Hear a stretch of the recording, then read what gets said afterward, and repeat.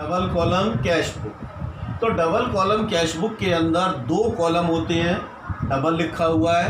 एक column cash का होता है, एक कॉलम बैंक का होता है। कि जब हमारे बिज़नेस के अंदर ट्रांजैक्शन ज़्यादा है, बिज़नेस हमारा बड़ा है, तो उस केस में हम बैंक के अंदर अपने बिज़नेस का करेंट अकाउंट ओपन कर लेते हैं। तो जो भी बड़े पेमेंट हैं वो हम चेक के थ्रू करते हैं, तो हम बैंक के थ्रू, चेक के थ्रू भी अपने बिजनेस के ट्रांजैक्शंस को, लेन देन को करते हैं। तो अब हमें कैश का भी हिसाब रखना है और हमें बैंक का भी हिसाब रखना है, तो हम डबल कॉलम कैश बुक बनाते हैं। तो डबल कॉलम कैश बुक जो है, कैश का भी कॉलम बनेगा और उसमें बैंक का भी कॉलम बनेगा।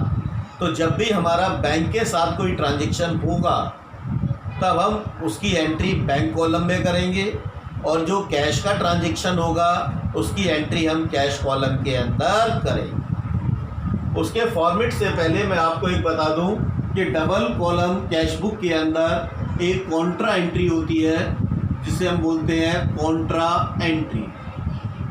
कॉन्ट्रा एंट्री, कॉन्ट्रा एंट्री का मतलब होता है कोई भी ऐसी एंट्री जो कैश और बैंक दोनों को इफेक्ट करे। कोई भी ट्रांजैक्शन जिससे कैश का बैलेंस भी अफेक्ट हो, बैंक का बैलेंस भी अफेक्ट हो, वो ट्रांजैक्शन कॉन्ट्रा एंट्री कहलाती है। तो सिर्फ दो ही ऐसे ट्रांजैक्शन हैं जो कॉन्ट्रा एंट्री के अंदर आते हैं। ठीक है, सिर्फ कितने ट्रांजैक्शन हैं? दो। और कॉन्ट्रा कब मानेंगे कि एक ही ट्रांजैक्शन, एक ही लेन देन कैश को भी अफेक्ट करे और बैंक को भी अफेक्ट करे। इसका मतलब लेन देन एक है, कैश में भी एंट्री हो रही है, बैंक में भी हो रही है। तो टोटल ऐसी दो कॉन्ट्रा एंट्री है। फर्स्ट कॉन्ट्रा एंट्री है cash deposit, cash deposit in bank ₹5000 कि हमने बैंक में रुपया जमा कराया बिजनेस का 5000। ये कॉन्ट्रा एंट्री है।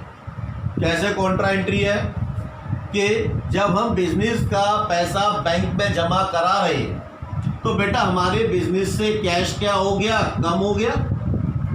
कि आपने बिजनेस का पैसा जमा कराया बैंक में, जैसे आपने 5000 रुपये थे, आपने कहा भाई ये बैंक में जमा करा दो बिजनेस के करंट अकाउंट में, तो आपकी दुकान से 5000 कम हो गए और बैंक में वो जमा हो गए, तो बैंक का बैलेंस आपका 5000 से बढ़ गया। तो देखो एक ही ट्रांजैक्शन से दोनों पे इफेक्ट आया। हमारे बिजनेस से कैश कम हो गया, बैंक में डिपॉजिट हुआ तो हमारे बैंक का बैलेंस बढ़ गया। ये कॉन्ट्रा कहलाता। अब इसको एंटर कैसे करते हैं वो देखो।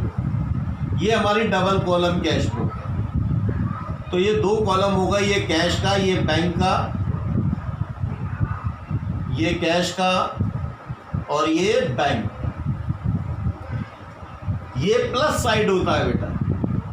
ये कौन सी साइड है? Plus side. प्लस का मतलब जब भी कैश या चेक आएगा तो एंट्री 2 में होती है। जब भी कैश आए या कैश का बैलेंस बढ़े, एंट्री 2 में डेबिट।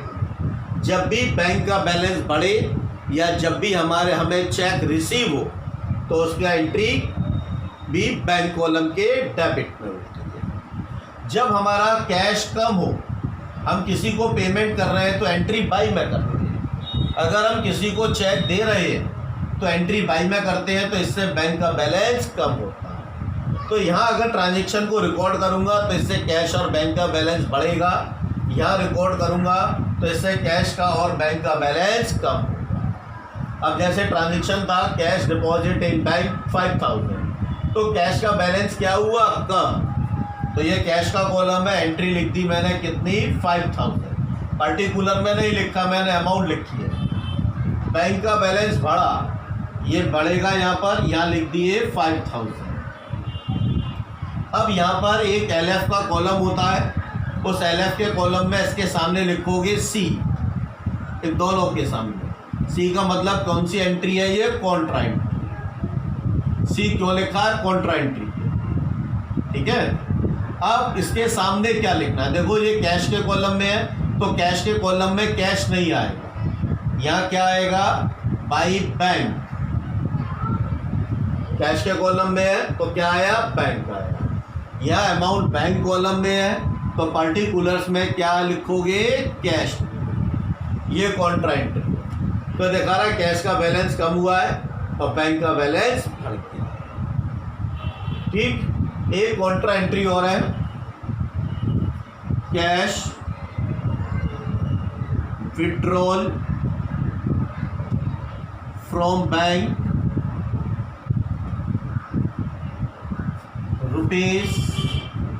₹2000।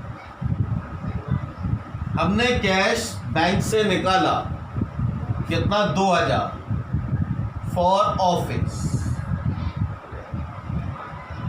कि हमने बैंक से 2000 रुपया निकाला ऑफिस के लिए, बिजनेस के लिए। ये भी कॉन्ट्रा है कि जब आप बैंक से निकालोगे तो इस ट्रांजैक्शन से आपका बैंक का बैलेंस कम होता है, आपका बैंक का बैलेंस कम होता है और वो रुपया ऑफिस के अंदर आ गया तो इससे आपका कैश का बैलेंस बढ़ जाएगा। तो एक ही ट्रांजैक्शन है, बैंक पे भी असर डाल रहा है, कैश पे भी असर डाल रहा है, तो ये कैसी एंट्री है, कॉन्ट्रा एंट्री। अब इसको एंटर कैसे करेंगे, तो एंटर करने का तरीका है, ये cash column bank column, cash column bank column, ये LF JF बेटा, LF नहीं JF, और ये भी JF। अब बैंक कम हो रही है तो ये प्लस साइड है, ये माइनस साइड है। कितने से कम हो रही है बैंक, 2000 से, तो बैंक के कॉलम में डाल दिया क्योंकि ये माइनस साइड। यहाँ C लिख दिया, कॉन्ट्रा एंट्री।